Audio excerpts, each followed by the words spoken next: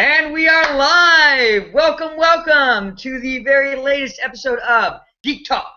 I am Johnny Tellez, the Hyper Geek, and I'm joined by some very, very awesome folks here. We're going to do some round-robin introductions, and then I'll give us a couple bits of just kind of housekeeping before we dive right on into it. Real quick, I am Johnny Tellez, the Hyper Geek. This is pretty much what you get with me. Hyperactivity, really loud yelling at people, and a bunch of toys and stuff like that. Reviews, unboxings, movies, things like that. That's it's kind of what I sit in and where I live. Let me go ahead and toss it right on over to Mr. Beardy Nerd. What up, guys? It's Court, the Beardy Nerd. Happy to be here. Happy to talk about some cool stuff and get right into it. Yeah, let's do it. Hey guys, it is Rusty, aka Your Average Techie, and like Johnny, I do a lot of Funko, toys, subscription box unboxings, things like that. Just a bunch of whole geeky stuff that we really love. And we're super excited tonight, guys, because we have an amazing special guest in Mr. Russ Montague. And take it away, Russ. Hey guys, thanks so much for having me on. My name's Russ Montague. I am the president and co-founder of both shirtpunch.com and nerdblock.com, and I am totally excited to be here tonight. Excellent. Well, Russ, we're very, very excited to have you. Just, again, a couple of things of housekeeping. We do have chatter. There is chat going on if you're watching this live. That is on the YouTube page, so I'm keeping an eye on it. I know maybe a couple of others are keeping an eye on it. We're going to try and keep an eye on there as much as possible. Not always the most exciting thing to see us staring at the screen. So if we miss something, forgive us. We're sorry. But there are plenty of awesome, awesome people, including other YouTubers and things like that, in the chatter. In fact, if you are a YouTuber in the chat, I would encourage you to go ahead and list your link in there so everybody else can check you out and subscribe. If you're interested in finding out where any of us are, all of our links should be down below in the description box. And yeah. So how are y'all doing tonight? Good. Super good. Super awesome. Everybody having a good weekend so far? Getting ready for Thanksgiving? Yep. Thanksgiving for us was a little while ago, actually. Here in Canada, we celebrate that early October, so it is full Christmas swing in Canada. I saw that somewhere, and I was like, I saw it like on something on Facebook. Was like, wow, Thanksgiving was great, and I freaked out and looked at my calendar, and I was like, where am I? Yeah, it's full Christmas here, which is great. You know, everybody's got their lights up, and it actually snowed for the first time today, so it was definitely in the Christmas mood. I know we've got the trees and everything up at our place. Oh yeah, our Thanksgiving isn't for another couple of weeks, but our tree went up like the week after Halloween. So we're just the terrible people that everybody likes to hate. So there we go. But we are going to go ahead and get kick-started here. We have some questions we are going to want to try and go through because it's a really, I mean, you know, speaking for myself and I think speaking for Beardy and Your Average Techie as well, really very, very thrilled, excited, and honored to have Russ with us. As y'all know, we've done a lot about subscription boxes. The whole theory, as you know, Rusty kind of came up with behind Geek Talk, was to talk about the world of subscription boxes and mystery unboxings and things like that. And who better to talk with than one of the people who originally kind of started this whole shebang-a-bang. Exactly. So, yeah, I would just like, I think the first thing to get us kind of kicked off here is, Russ, like, how did this all start? How did you get into this? Where did this all come from? So, first of all, I hope my screen isn't too dark. I keep looking back at myself. You know, I'm doing this from home, which is not typically what I would do, but it is Sunday night, and I know this is when you guys do this, and I really wanted to be a part of this. So, again, thank you so much.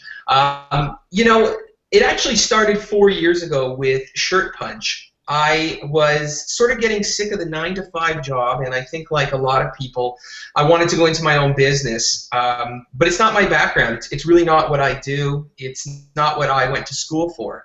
So I did have an idea to get into the 24-hour T-shirt game, and I made a small loan from my dad, because that's what dads do. They give you loans for your crazy ideas. And on October 25th of 2011, we launched Shirt Punch. Now, the idea behind Shirt Punch is that it's a 24-hour flash retail website, and what that means is every 24 hours it's a new offer. So it's very much like Groupon. Only the difference here is, while something like Groupon would change their offer every day, our offer is always the same. It's always a t-shirt, and what changes is the image on it, and it's always pop culture images. So that's how it started. From there, we expanded into sort of licensed designs, celebrity work, multiple shirts per day.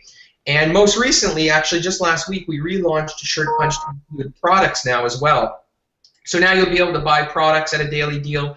And that really was what got things going. Once we had that launched and mastered, we really wanted to sort of diversify, and we set our sights on the subscription box world. There were very few players in the game, and we really felt that we had mastered the art of making t-shirts, which is a really high quality item that we could do at a very affordable price and get that out to the consumers. So in July of 2013, we launched Nerd Block.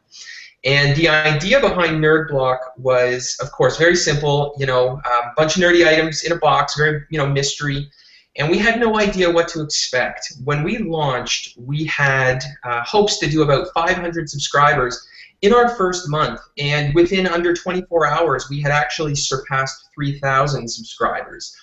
Wow. Now, that was huge. And what's really crazy about that is sometimes when you ask for success, you get it. And when it happens, you're not ready for it. And so at 3,000 units, we hadn't bought any merchandise. We hadn't even a clue what to do, and we had to scramble really fast and figure out, because you can't run to Toys R Us and buy 3,000 of something. It just doesn't work that way. From there, of course, we extended our product line into kids, into horror, video games, comics, and most recently sci-fi. And here in Canada, we've also opened up 3 retail locations called Joe Nerds. They're in the Toronto area. If you're out in that area, you can definitely stop by. So between all the companies, which we've still got going, it's a lot of fun, and we've got all this sort of nerdy pop culture things, and we've carved out this little world for ourselves, and it's just a lot of fun, and it's just really exciting.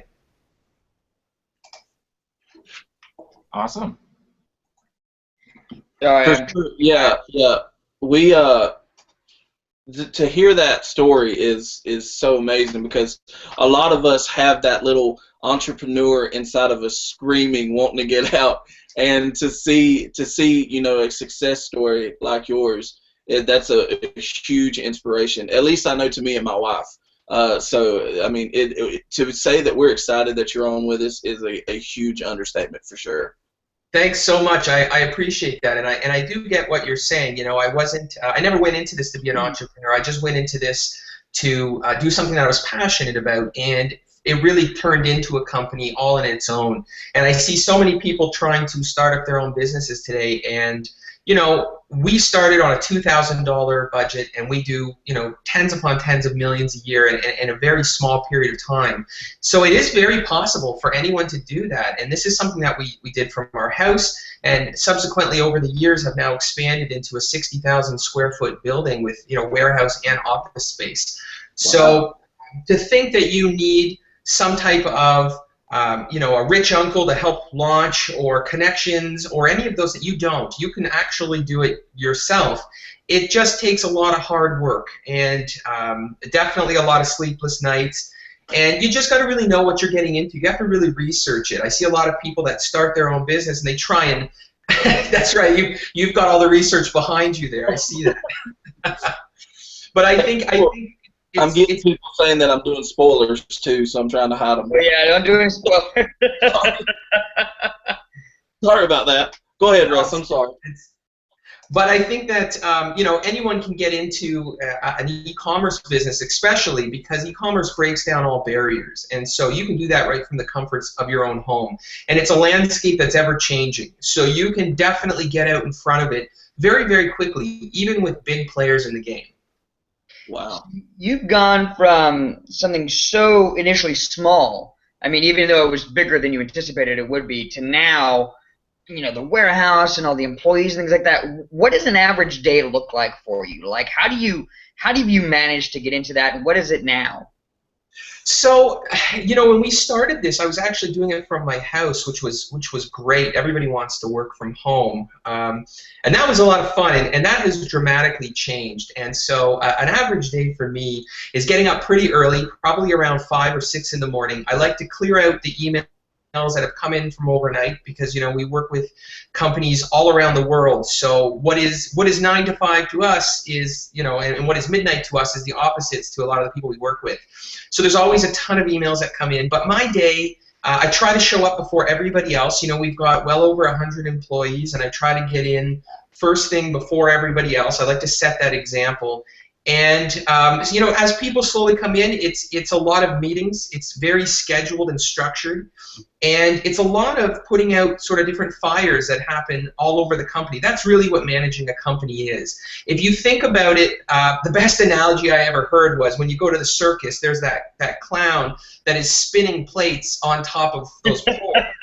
And as one plate starts to wobble, he runs over there and spins it, and then the other starts to wobble, and he runs over there. And that's kind of what my day is, running around and making sure all those plates keep spinning. And so from product design and development and approvals to budget meetings, it's not as exciting, I think, as everybody might make it out to be, but it's definitely necessary.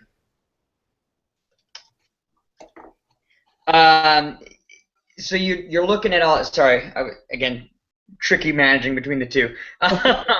Looking at that, I am curious to see. You're working with different vendors and things like that, and you work with special guests and you bring in celebrities, and it's a lot of fun. But I imagine there's a lot of tough parts to it as well. At the top of my head, I'd imagine it's like things like criticism or product issues or shipping issues. Like, what are your biggest challenges that you're seeing right now, like in the, I guess, subscription world? Well, I think some of the biggest challenges in the subscription world is trying to be everything to everybody all the time. And in the subscription box space, this really started out, and I know, Johnny, this is something we wanted to discuss. This really started out as being about the surprise, about the mystery. That was the whole intent from day one. And the landscape has evolved in such a way that the mystery is not so much there anymore, but there are people who still want that. Now, there are also people who really want to focus on value, and it's a box is successful to them when there's a ton of value. And then, of course, there are people who want specific items and exclusives. So to be everything to everybody is probably the biggest challenge, because you just can't, and you have to try and put out the best product you can put out and hope that the audience receives it well. But of course, it's not always going to be that way. And so I think some of the bigger challenges in this landscape are just learning to be confident in what you're doing and understanding that there's always going to be criticism. And more importantly, I think it's making sure you can deal with that criticism and handle it properly, because behind a keyboard, behind a computer screen, behind the security of their own place, people can and will do and say anything, especially very negative things, and you have to have a tough skin to get through that. And that's not just in the subscription box world. We see that across e-commerce. Sure. Yeah, and that makes sense. I'd imagine that would be like some of the worst parts of owning your own business, Russ. I mean, having to deal with that, and again, like you said, putting the fires out because everybody doesn't see all the behind the scenes. What would you say would be the best thing about owning your own business? And again, because I want to own my own business one day, I want to know the true everything behind the scenes. So what would also be the worst? Would that count as the worst, or is there anything? Well, I think the best thing is, with over 100 employees, that's 100 families that we get to assist in putting food on their table and keeping the lights on and all those great things. So we get to help out a lot of our community and talent, bring in really good talent and deal with really great individuals. I think we get to, from a personal level, I get to work with celebrities and brands that I grew up idolizing. And for me, that's a dream. I mean, so the best part about this is really living your dream and sort of controlling your own destiny. And I think that's what everybody wants, is that security and that comfort of knowing that this is something you've done. That pride that comes with building something like this with such a great team like we have. You know, and there are just some wonderful, wonderful moments to that. But everything that goes up must come down. Of course, there are some difficult things, and I think those are the things that, you know, people typically shy away from talking about. When you hear a success story, you hear about all the great things that came along with that success, but rarely do people talk about the struggles. And you know, I'm very open with my situation. When I started these companies, I was married, and subsequently now I'm divorced, and it's because of these companies.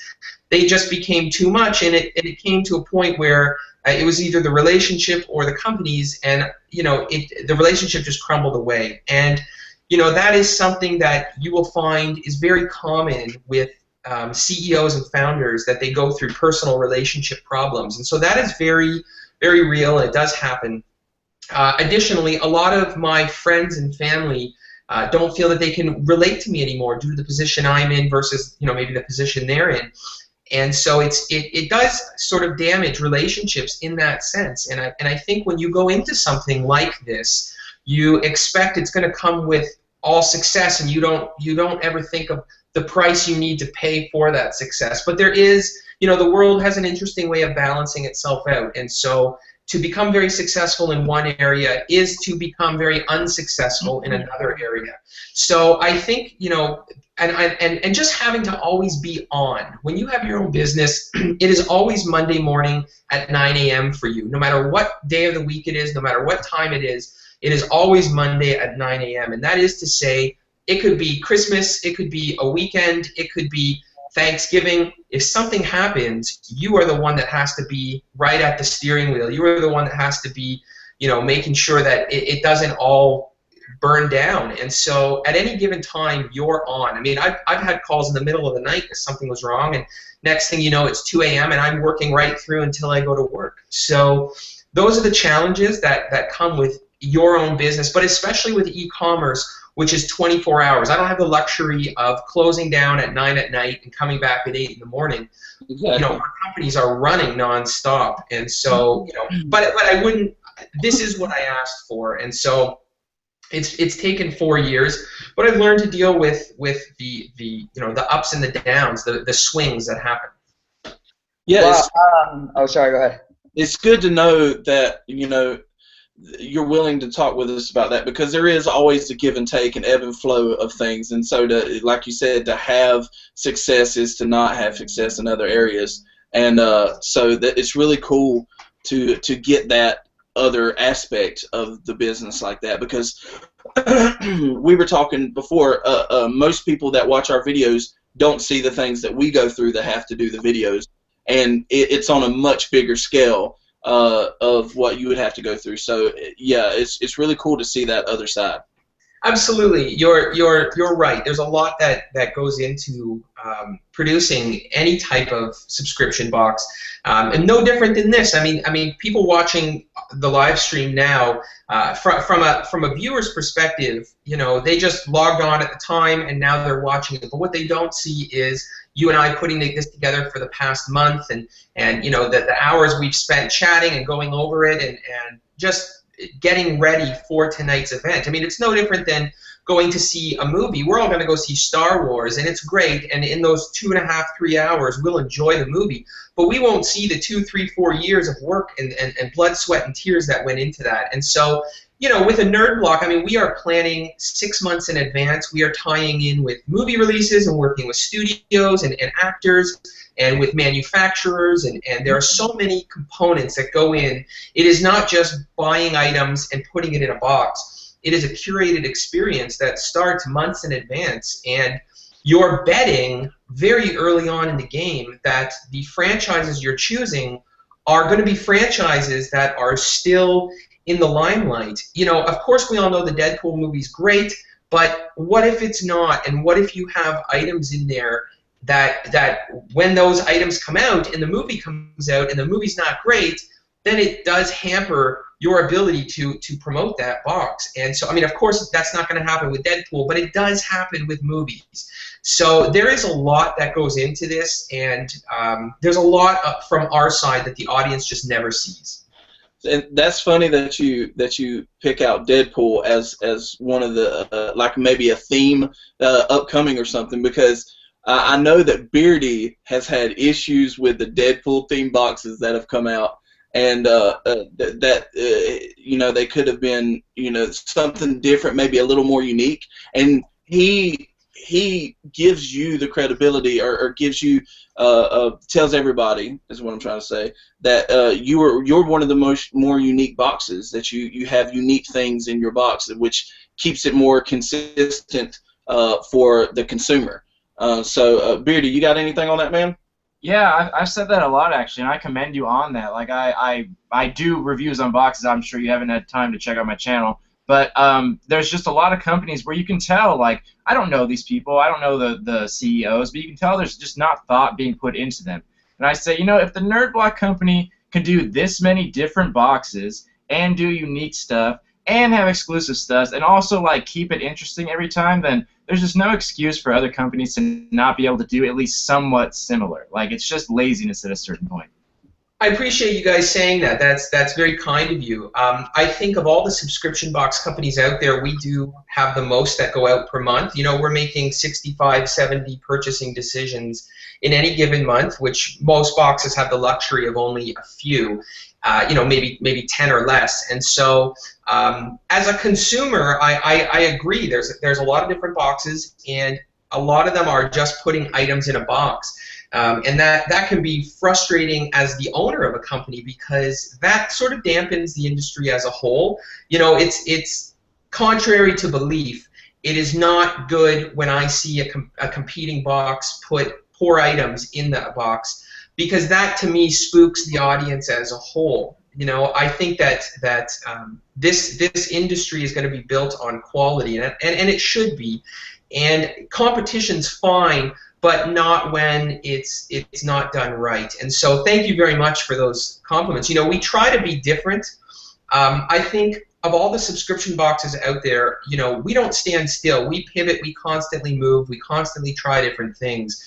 Sometimes they don't work, oftentimes they do, but, you know, I'm the type of consumer that likes to be with a company that tries really neat things. I mean, I look at Nintendo, you know, clearly not the only guys in the game, but Mario Maker is a really neat type of game. We've not seen that before. That's something new that they've tried, and it's you know, it's a smash hit. It could have just as easily gone really poorly, but I really appreciate that they're a company that went out of their way to try something different instead of kicking the ball along like everyone else. And so, you know, we try to do that in a lot of the things that we do. We try to go out there and source products that fans would really actually want, and we try to have different items as opposed to what everybody else is doing. And, you know, it's with so many options per month, it is difficult.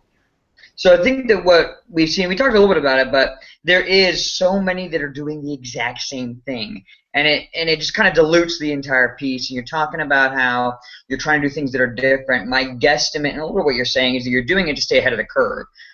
So what is that curve that you see in the future? Where do you see the world of sub boxes going in the next couple of years? Like, what trends are you going to think you're going to see? What's going to happen? Well, I think you've seen some trends already start to emerge. Like we said, it started as a complete surprise every month, and then the trend shifted into kind of launching. Like we got in with different genre boxes, and so you're seeing that trend start with, you know, other people doing video game ones and other people doing, you know, different genres. But then you started to see them launch into advertising what brands were in the box, and of course that's a natural, you know, evolution of this industry. Now you're starting to see them showcase one key item in the box, and that is really starting to take away from the mystery. And I know we've done it as well, and it's you know, we try these different things, but it's definitely not my favorite aspect. I think in the next year, I hate to say it, I think you're going to see some of the smaller boxes not stay in business. I just think that the market may be a little flooded right now, and I think, which is normal, you know, it's look at the cola wars, you know, when you had Coke and Pepsi and every other brand, and a lot of them died off. And That's what you're going to see next year. And then you're going to see the ones that hang around are probably going to be absorbed by the bigger ones. You might see some major merges happen, and you may see another one or two bigger players enter the game. But likely not. I think that period is over. I think you'll just see sort of everyone shuffle into place, and it'll be about market share, but it really will go down to 4 or 5 subscription boxes. I just don't think it can sustain what's out there, and I think customers are getting very smart as to what is and isn't possible in subscription boxes, and they're starting to learn the difference between items in a box and a curated experience. And so, you know, as the bigger subscription boxes get bigger, they're able to do more, and as the smaller ones sort of stay where they are, they're just able to do less. And I think that is just natural evolution in any business segment. Yeah, you know, I think I've seen that in just about any competitive market that there is. You know, I work in the restaurant industry, and you always look at it and you say, oh, what about that player that was here 10 years ago, whatever it is, and you just dwindle down to the ones that have more of a unique, kind of more creative edge to them, or something that appeals to more and more consumers. Can I ask what may be down the line in the not-so-distant future for NerdBlock? Like maybe next year? Yeah. So, you know, again, we are a company that likes to pivot. We are a company that likes to stay ahead of the curve and sort of blaze our own trail. Because, you know, the big guys, us included, we are all sort of carving out this landscape. And so you might see us launch a few more boxes. You might see us pivot into some different spaces. You might even see us launch whole new companies that aren't even in the subscription box space, and that's something, you know, we're very excited. E-commerce is a beautiful thing, and there's so many cool things that you can do now that all the borders have been broken down because of e-commerce. And so we don't like to sit still. We like to get out there, and we're very fortunate that being in the position we are, we're able to see holes in other markets that we can get into in a great way and really do something that's great for the customer. So will there be changes? Absolutely. Are they coming soon? Absolutely. You know, we'll get through Christmas and you guys will see some cool stuff. Okay, very exciting, very exciting. I do have a question that I have been wanting to ask for. I got one too after you. What'd you say? I said I got one too after you. You go ahead. Oh, go ahead, Beardy. Go ahead, Beardy. Go ahead. No, it's totally fine.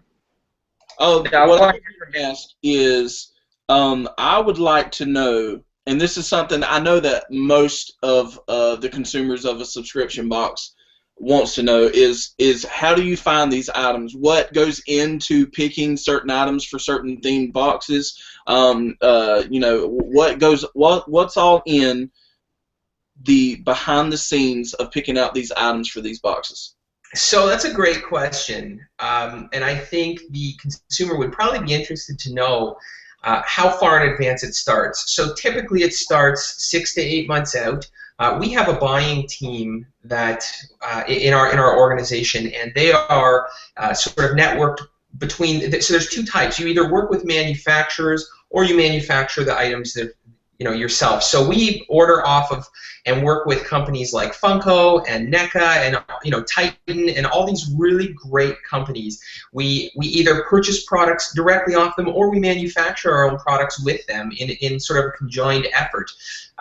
It's a lot of going through licenses, going through products that are coming. It's a lot of sort of figuring out, right down to not just how much can you spend per box, but can the items all physically fit together? It's like a game of Tetris to make sure that they all fit in the box, because it's very easy to think to yourself that you'll buy a Funko Pop and an art print and a few other items and a T-shirt, but you've only got so much room. You can't damage the items. So there is a lot that goes into it, and there's a lot of back and forth with vendors. There's a lot of prototypes and approvals, and designing packaging and making sure the weights are appropriate, and then you've got to manufacture the product. You've got to do sort of spec approvals all along the way. It's a ton of products. It's not just walking into a showroom and pointing at 5 items you want and the quantities you want to order those in. Those days are well behind us. You can get away with that up to a couple thousand subscribers, but once you get into the 10, 50, 100,000 subscriber mark, there's no way you can do that type of stuff. So everything you do needs to be custom made. Even if it's an existing product, it needs to be a custom run done just for your company. Cool. Is it my turn? Yeah, go ahead, bro. Go ahead. So, like a lot of people, I think it's safe to assume that so many of us, like obviously people that have YouTube channels, subscribe to more than one box from your company. And I always commend you. You guys really do a great job at keeping it interesting with so many different genres. But I had a question, though. With your Nerd Blog Junior, I think that one has really good potential to be good on its own, but I had subscribed and canceled to it only because it borrowed from other boxes, and I was constantly getting duplicates. But it did have some really good stuff in there. Now, I wanted to ask, is that intentional? Is it supposed to be like an eclectic box of other things, or will that eventually branch off and be its own isolated thing for kids? So it is really its own isolated thing for kids. When you see an item that was in Classic that ends up in Junior, typically what happens there is that because we actually order the product in for both boxes at once. However, there are times where, for weight reasons or one reason or another, we just can't get that item into the Junior package the month we wanted to. And so in the event that we need to shift it out, it does seem like it's being reused when really it was supposed to be blanketed across the board from the beginning. There have been a few times where we've also had a lot of people mention that they got the Classic box, their kids really loved one particular item, and so if we have enough extra, or if we can order enough extra of that item to put in the Junior, we'll typically add it in as a supplement in addition to. What we don't do is we don't advertise what you're supposed to be getting in the Nerd Block Junior box, which we're now starting. There's now a postcard that's going to be in there, and that'll actually inform people when an item is a bonus item, because the truth is we actually put bonus items in our blocks all the time. It's a great way to drive up value. And a lot of the times, like with our Star Wars BB-8 collectible, we had that in the Classic, and subsequently now it's gone into Junior because a lot of people wanted that for themselves and their kids wanted it. And so we had enough extra to add that to supplement in the box. So I'm really glad you asked that, because that really sort of lets me know that putting a postcard in the box to advertise what the items are, what is a bonus, and what is just normal items, that's going to really go a long way, I think, to helping with that issue. Cool. While you're on that reminds me of one of the viewer questions from Jenny Lobato of the Geeky Potato. She's Mama Potato. Alex is Geeky Potato. And then there's Sweet Potato Sophie, one of my favorite channels. She was asking for herself, in the Nerd Block Junior series, is there any thought in the future of adding in a youth T-shirt to that box as like an add-on or something like that? Because she would love that. And I'm guessing that people with KGB. Well, I'm so glad that question was asked. It's something that we talk about all the time. I love the thought of putting a T-shirt in the box. Initially, the thought was, kids just want toys. Let's just give them toys. But that was, a couple of years ago. Again, the landscape has changed. There are so many parents who want their kids to be wearing nerdy clothes, and these kids, very young, are growing up with Doctor Who and growing up with, these great brands, and they know what they are so early. Yeah, I think it's something we're seriously considering, and definitely keep your eyes open, because I would suspect we'll shift to shirts in Junior at some point. Perfect. Excellent. I got one more question. Go ahead, brother. So, I was curious, you said there's a possibility always of doing different types of blocks. Is there any interest at all, or has your company talked about doing like a comic book like style box? Because when the comic block was announced, I thought that's what it was going to be, and it ended up being comic books. And the same with like sci-fi, which comic book heroes are kind of sci-fi in it, but it doesn't seem like they're going to be included. Is there anything in the future where it might be like a superhero like esque type of box where it has like items in it? Yeah, that's definitely something that we can do. We're looking at the future of Comic Block right now. Just to give you some context, Comic Block was initially created, and it's meant for. I think there's a lot of us that read comic books, but as we get older in life, it's really not just that easy to get out to the comic book store every month. Not everybody has the time to do that, and so Comic Block was a way to deliver new comic books to people who just still want to read, still want to be introduced to new books, new franchises, but at sort of in their own home without having to worry about going out and doing so. So we kind of came up with Comic Block, and it's doing really well, but I do think that we could evolve it somewhat more.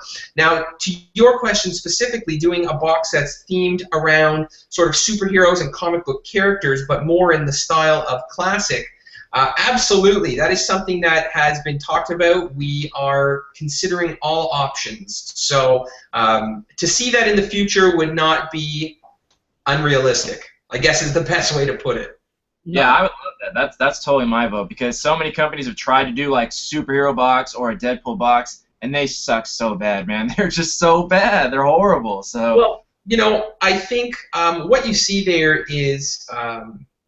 This industry is very low barrier to entry, but it's very high barrier to success. Someone once explained it. Someone gave me a good analogy once and explained it a lot like the movie Castaway.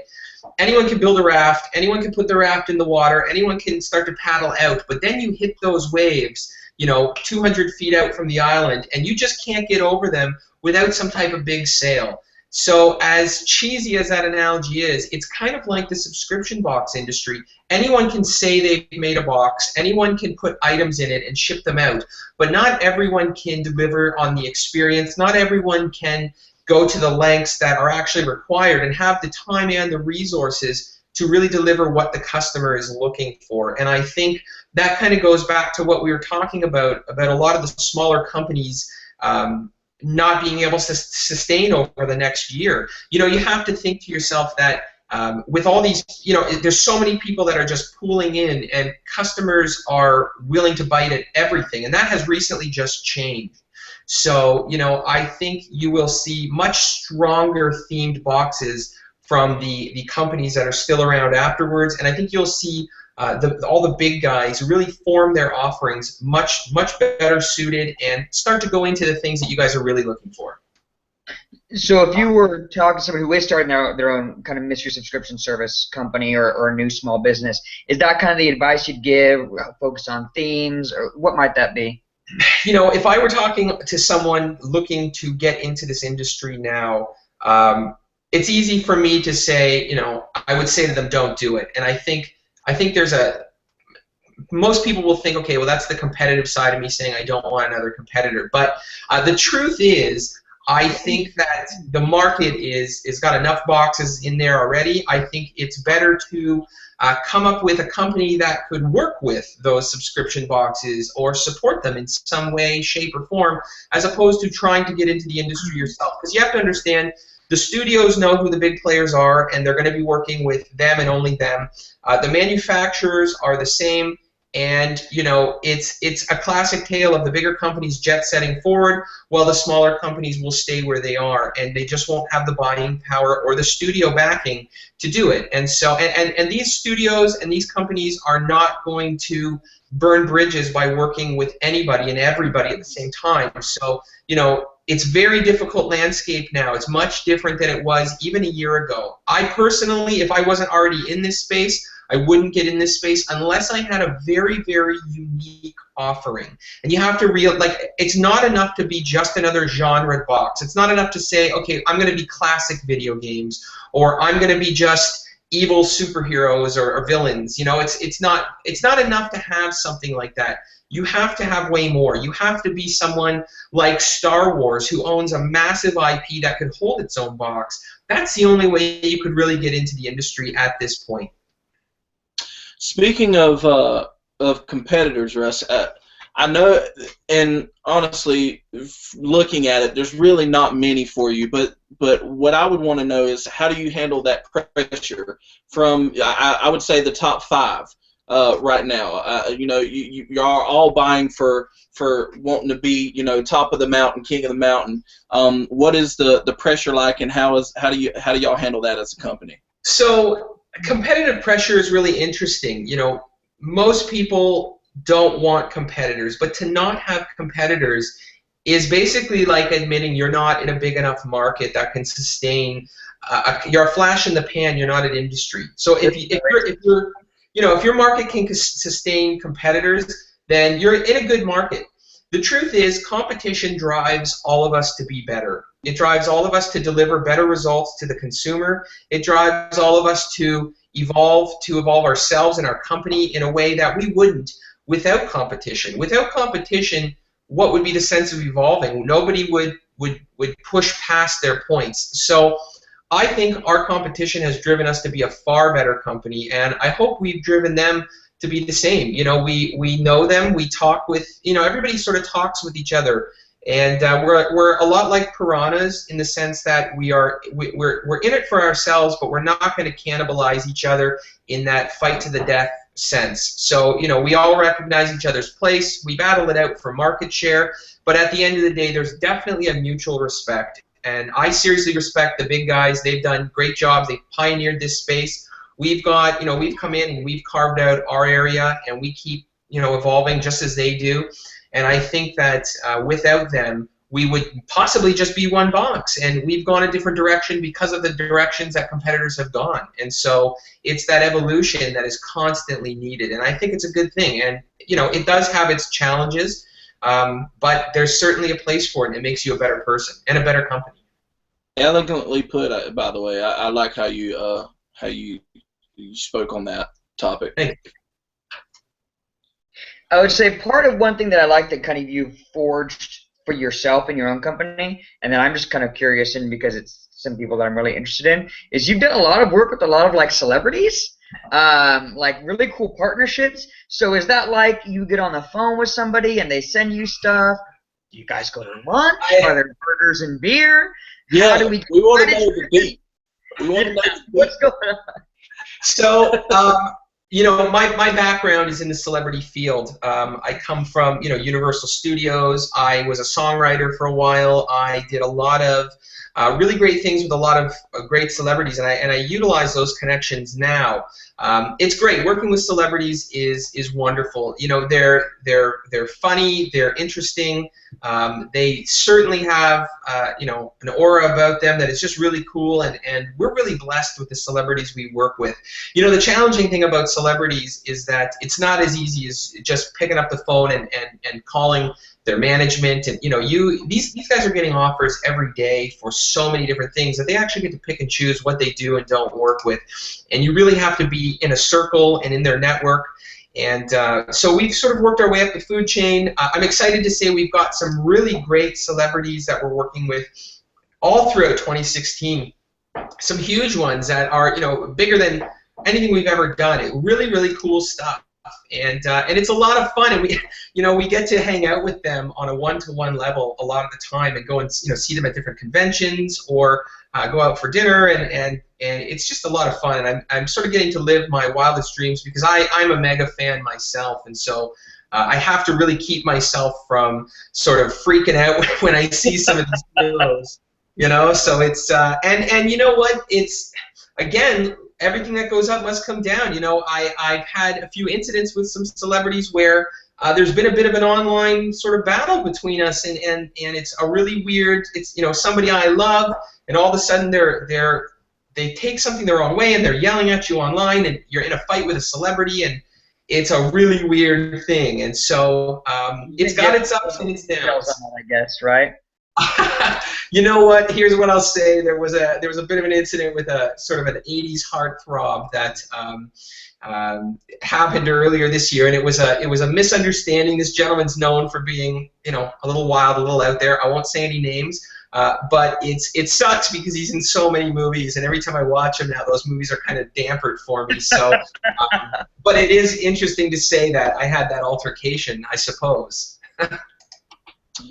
I do want to say, and I know that me and Johnny have spoke on it with you prior, but Lee Howard, we love the art and things that are put in the Nerd Blocks, and I know Beardy for sure likes the prints and stuff. Can you give us a little background on how he got in with you, and some of this, maybe some stuff maybe coming? Yeah, so Lee is a great friend of mine. I've known Lee since prior to starting these companies. Lee is a very accomplished artist. So, I want everyone to go and check out Lee Howard. He's on Facebook. He's on every social media you could think of. Incredible, incredible artist. And we're talking traditional art, paintbrush to canvas. Just amazing stuff, and you've likely, if you've subscribed to Nerdblock at all, you've likely received some of his art prints. We're really blessed to have him working for us. He works as part of our logistics team, and that's his day job. But if you ask him, his real profession is that of an artist. He goes home and he does his art, and it's phenomenal. He's booked up months and months and months. So we have the advantage of working with him directly. He's there every day. We see him. He's a wonderful guy. I implore all of you to check him out, especially if you like really high quality pop culture art. For sure. Like, I've stalked him on every single. Oh yeah. You need to put a disclaimer. Any block that's gonna have something by Lee Howard, put like Lee Howard included, because I would buy everything. Like Court got the Venom print in the comic block. I was like, I need it so bad. I think we both was like, why not us on that one? Because I watched the same video that Court put up, and I was like, are you kidding me? So yeah. I've got some of his originals hanging in my office, and we used to have wall-to-wall originals, and he started selling them, and as he started selling them, I really started kicking myself for not buying them. I just took them for granted. They were hanging there for so long, and then they were gone. But that's art. I'm a huge pop culture art collector, so it is so wonderful to have that type of talent in-house. Oh yeah, for sure. I kind of just have one more question specifically around the Nerdblock world. It kind of came up from a couple of viewers and subscribers previously. The concept of the exclusives. Yes. So I know that we talked a little bit about exclusives yesterday. I would like to get your thought on what exactly are exclusives to you. I know Court has thoughts on exclusives, as he so eloquently puts frequently. But also, questions also about what do you do with your excess exclusives, because some have asked about the Ecto 1 and things like that. But I guess kind of your thoughts on exclusives. So that's a loaded question. I would say 3-4 years ago, exclusives were very much only available at comic conventions. You knew the number. It was always limited to 5,000, 10,000, whatever it might be. It was something radically different, and it usually carried a heavier price tag. And it's funny because every year, and maybe even every 6 months, there seems to be an evolution in the exclusives. Now it seems that as long as it's only available in one space, that's an exclusive. Or there's as long as it's only manufactured by one specific company, albeit sold all over the place, that's an exclusive. So I think the word exclusive is starting to get a little blurry. I think the lines are starting to get a little blurry, and it means different things to different people. And I think if you're someone who is truly interested in collecting rare exclusives, it's only getting worse for you because it's watering down the market. I mean, there are products out there now that there are more exclusives than regular. And I'll use a subscription box. When a subscription box puts an exclusive item in their box, and that subscription box has, let's say, 1 million subscribers, how exclusive is that item? Is that item not the most common item in the market now? So that's kind of the question you have to ask yourself. It really comes down to what you believe is an exclusive. Now, we make a lot of exclusives, a lot of exclusive merchandise, and sometimes it's an exclusive, sometimes it's not. We don't really advertise some of the smaller items as exclusive because if we're printing something smaller ourselves, even our T-shirts, albeit they're exclusive, we make them in house, and that to me isn't the true idea of what an exclusive is, but to some people it is. So. Specifically with our Ecto 1s, that was again an example of sort of what we talked about earlier, where we try different things. That was a partnership with Barnes & Noble and with Titan and with ourselves, where we were going to try 1 or 2 of our products in their stores to see if we could carry a line of exclusive merchandise in stores as well. And I think this is something that you're seeing. You know, I know with Funko, this year at Comic-Con, you could get a lot of exclusives, and they were that same day or other days also available at retailers. So you didn't just have to be at Comic-Con. You could have just gone to Hot Topic or Barnes & Nobles or FYE or any of these stores and picked up those same exclusives that people were waiting hours in line for at Comic-Con. And you know, that's an example of how the line's getting blurred. So I'm not sure I know what an exclusive is anymore. I have my ideas of what I think is an exclusive, and I think that would probably differ from a lot of people. Yeah, I totally agree. I see the same thing. I've talked about that a lot in videos too. The word exclusive no longer means rare. It used to. When it was exclusive, it was a rare thing, but now it just doesn't mean that. It's like when people, this whole health food craze kicked in, and people started putting 0 grams trans fat on their boxes for food. Everyone did it. Like, everyone did it once, and then it lost its meaning. So I see the same thing happening with the word exclusive. So people throw it around too much, and they're never going to stop. But yeah, it's definitely affecting what it means, but it's different. That's right. And you know, it's going to keep going that way until there really are no more uncommon. Everything's just an exclusive, and it's, you know, available at XYZ.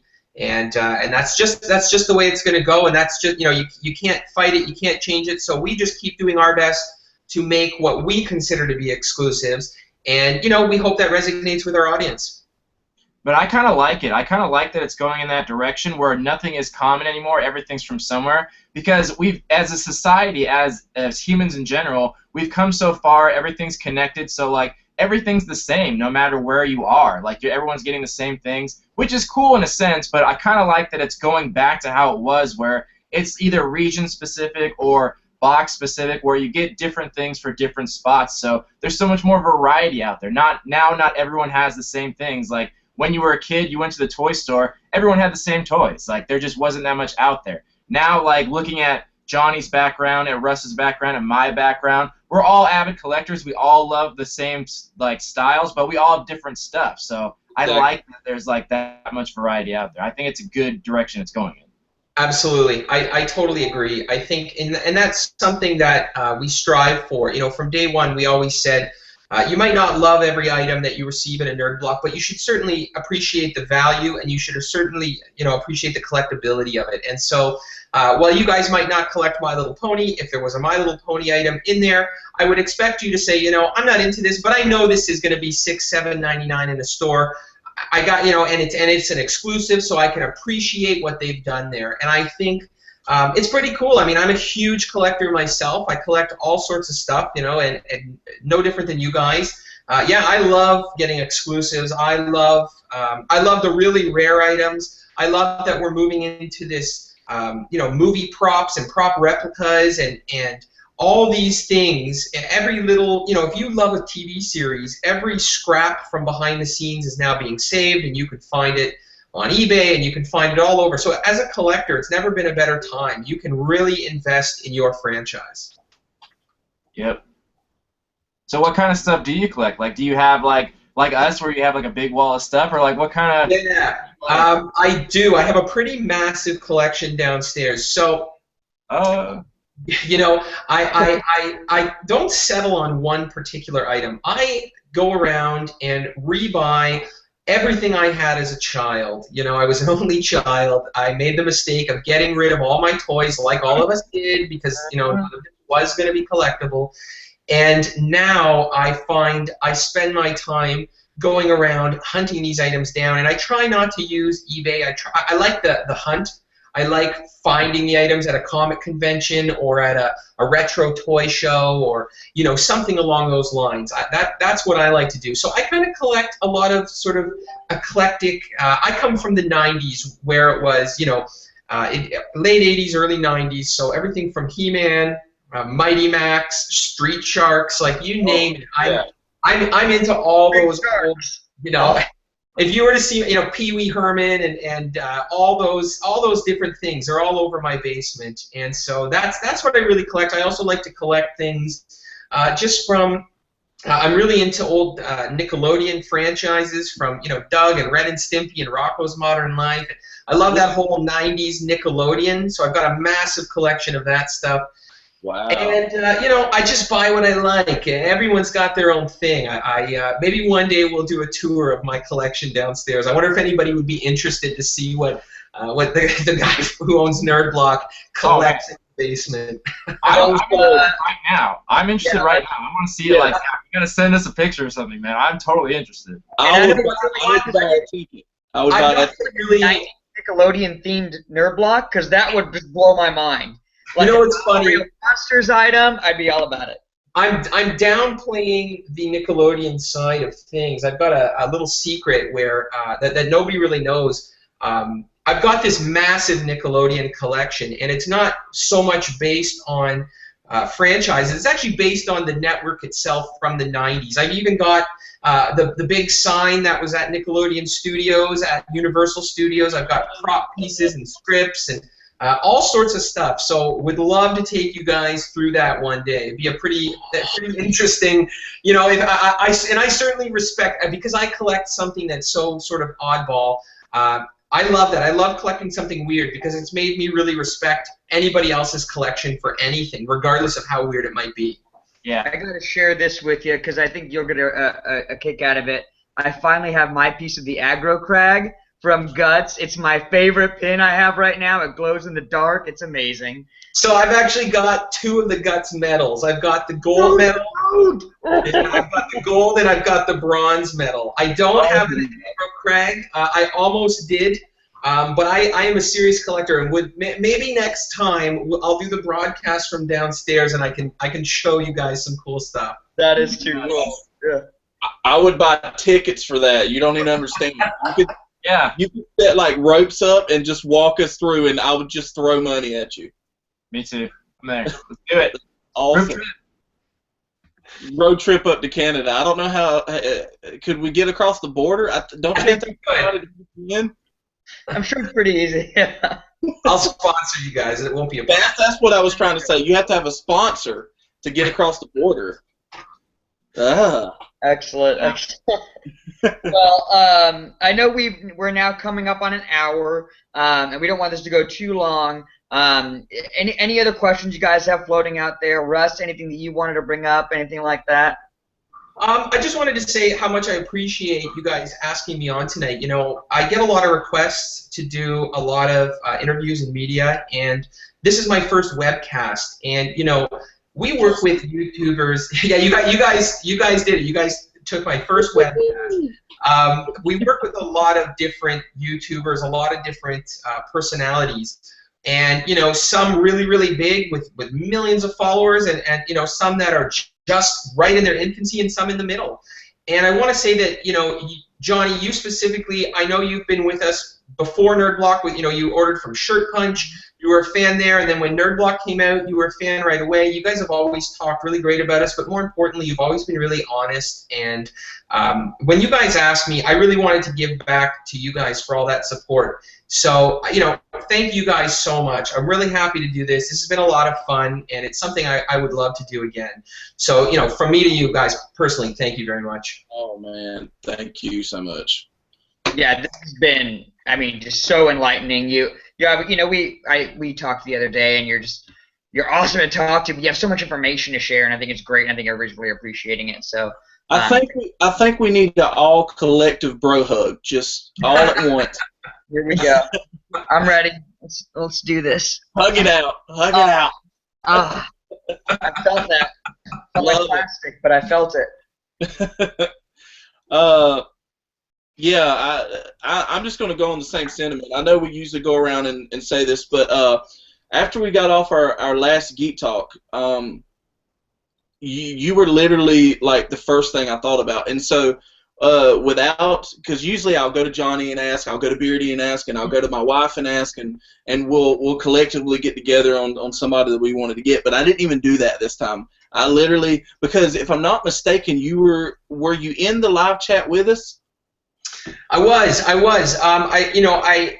I've got to be honest, like, getting into webcasts and podcasts is something I've only really done recently on a personal level, and so I'm, as crazy as it sounds, as many as there are out there, It's just weird for me. Kevin Smith has a huge one, a huge, Smodco network, but he's such a good friend of mine. It's almost a little odd for me to listen to him and then chat with him later. So I never really got into and totally respect to what those guys are doing. But when I really started to pay attention to what you guys were doing, I really started to realize, this is great. This is a great way to sort of just unwind and at the end of the night watch something really cool.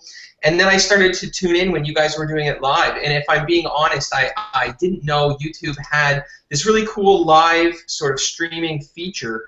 I'd heard about it. I hadn't really seen it. And so it was a great opportunity to check it out. But really enjoy what you guys are doing. And I think you guys should keep it up. I think this is great. I think you guys have carved out a nice little audience, and I think it's only going to grow. And that's the great thing about YouTube is it's so big and it's so embedded in our culture that you guys have the ability to just keep doing better and better. And so, keep it up. I know you've got a lot of fans here in the office. I know you've got a lot of fans in Canada. So keep up. Keep on keeping on. Thank you, man. Yeah, like I was saying, I didn't even ask anybody. I just ultimately just went, and it was like, hey, you have to join us on here. And luckily, you were down for it. So I just thank you so much. I know that you're super busy, and there's a million other things you could have been doing than sitting here with us. And we're so humbled by that. So I just thank you so much. And we would definitely love to do this again in the future for sure. Thanks, guys. Court, any else questions or anything like that from you? Yeah, I'd just like to say I think this is a really good thing for companies to come on here and do this, because it makes it that much more special when you get that box. Like, not that there was anything wrong with the box to begin with, but when you see where it's coming from, now that I actually have a face to put on it, so I actually know where these items are coming from. I know who thought of it, who handled it, and I know you now, and that you're an avid collector as well. So it just puts a different spin on things, and it gives, like you said, it just gives you an appreciation for things. Even if you don't like an item in the box, you appreciate the effort that went into it. You know the person it came from. You know they have the best interests in mind, because you don't always know that. It's hard because there's no interaction. You get a box, you don't know where it comes from or what's happening. So it's just a good thing for all to be able to see a person and be able to get to know them like this. So that's why I like coming on here and doing this. I think it has a good message. I think it has a good purpose. So I think it's just fun for all. I think it's a good thing we're doing. I totally agree. Yeah. Well, again, we are coming up on that hour, so we're going to go ahead and wrap it up. Thank you all so much. We will definitely be back next month. I think I'm saying that now, so we're going to be back next month. Yes, for sure. I wanted a Christmassy, what's on your Christmas list kind of thing. I think that would be really fun. Because I have a laundry list ready to go for you guys. So, but Russ, you are amazing. You are fantastic. Thank you so much. Thank you to everybody that was in the chat. This is where the chat exists, just to the left of me, oddly enough. Court, Rusty, always awesome to hang out with you guys. Thank you to everybody. And if you would like to come back next time, make sure you check out all of our channels. We will follow us on Facebook, Instagram, wherever. We'll be talking it up. And keep an eye out for your next nerd block, arcade block, comic block, horror block, sci-fi block. What other block? I'm about to go broke because I'm just going to grab block everything. I'm just going to Shirt Punch too. Make sure you check out Shirt Punch too. Shirt Punch, because there is an amazing. I'm just going to throw this in here before we leave. There is a Grumpy Cass shirt on there with the Grumpy Cat and Castiel from Supernatural, and it is the funniest thing I've ever seen, and I want it, and I want to be buried with it when I die. It's amazing. Thank you guys so much. I appreciate everything. All right, guys.